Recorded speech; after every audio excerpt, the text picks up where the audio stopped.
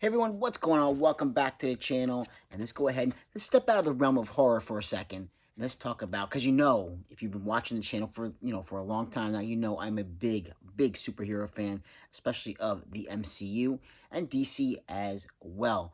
And this release just came out the other day. I did not see this in theaters when it came out. I figured, I had my hesitation about this particular film because I was a huge fan of the first film.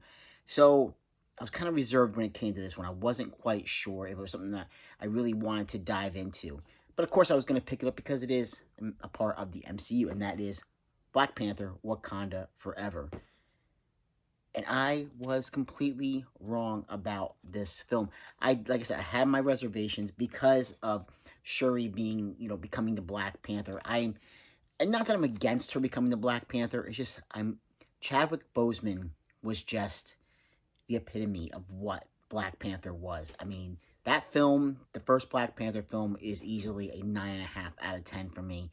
That film is near damn perfection. Ryan Coogler did an incredible job directing that film. And, how is he going to answer back with this one after, with Chadwick's passing? Were they going to be able to pay him, proper tribute? And holy crap, did they ever. This film, before I get into anything else, this film shows how if you have an actor who passes away, how you can properly pay tribute to them, to their memory, because they hit every mark possible that they could to pay the proper tribute. At the beginning with the mural, during his funeral, it's a beautiful, touching thing. Throughout the film, there's like little shots, flashbacks to T'Challa, and it gave me goosebumps. It did. I'm not going to spoil anything because again, this film just came out, on 4K, and might be not a lot of people who haven't seen this yet. So I'm not going to do any spoilers. I just want to just do a quick little overview of the film. I think this film, the action sequences are phenomenal, off the chart. They are great. It's Wakanda versus Namor, and not Atlanteans, but so it's nothing like Aquaman, nothing like that. But Namor is in. He's a submariner. He's kind of Aquaman's up here, and submariners are probably a little bit lower, as far depending on whether you go with the Marvel or DC universe.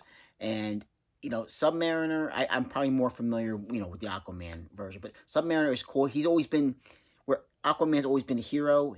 He's kind of like the anti-hero. He's kind of like, he goes on this, whatever you kind of need him to be. And whether it need be a hero or a villain or kind of like in between. And I think Namor, I think the character works for this particular film. I think how they came off all the, all his followers, basically his tribesmen, how they all come across, pretty freaking cool. I do like, the blue, hint to their skin and everything. I know some people are probably going to say, I heard people say, oh, look, it's like ripping off Avatar. It's not ripping off Avatar. Yes, they're blue skinned, but who cares? I think they looked pretty darn good. I think they definitely hit the mark with how they look. And like I said, the action is phenomenal in this. Not to mention the fact that, and it's really not a spoiler because we do know that her series is coming later on, down the line on Disney Plus. That being Ironheart. They don't call her Ironheart in the film, but we see her in the Iron Man suit. So that's a nice little touching thing. And we've seen that through the trailers too, here and there, mentioning, showing little glimpses of an Iron Man type character. So again, no big spoilers there. But there are a couple of things, little shocking things that I was surprised that they went with in this film. A couple deaths that I didn't see coming. But overall, I think this is a solid film. And I think that, the character of Shuri picking up the mantle of Black Panther, I think she does a good job. It's very hard to step into those shoes, to wear those claws. It's a very hard thing because of just how great Chadwick was as T'Challa. I mean, just showing flashbacks and seeing him walk. I mean, he was a smooth guy. Let me tell you, the way he was walking to the room, dressed in all his, Wakandian garb.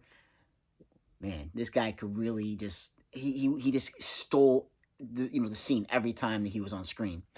So it's a hard thing and a big role to fill for Shuri in this film. But I think what she does, she's kind of straddling that line between T'Challa and Killmonger.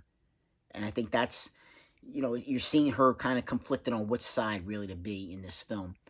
But I think overall, I think this is a really solid film. Ryan Coogler, if anybody was questioning whether or not he could pull this off, he did. He absolutely did. And holy crap, Angela Bassett, her range as an actress is just, that's why she's one of the best of all time. She is just a phenomenal, phenomenal actress, and coming back as the Queen in this, her voice just so powerful and the things that she says.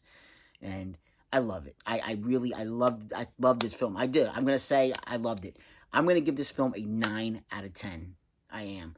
I think it's a long film. It's about 2 hours and 43 minutes, I think it clocks in at. And it flew by. It didn't seem like it dragged on at all. And I really enjoyed it. And there's other little, things that are thrown in here and there, kind of leading into other things will happen in the MCU further down the line. And there is one end credit scene that I'm not going to spoil, because again, we're not doing spoilers, but I really liked it. It definitely, again, another one of those goosebump type moments at the end. And again, it was subtle. It was mostly all about words that were, exchanged, but it was enough to really get the goosebumps going on me. So I really enjoyed it a lot.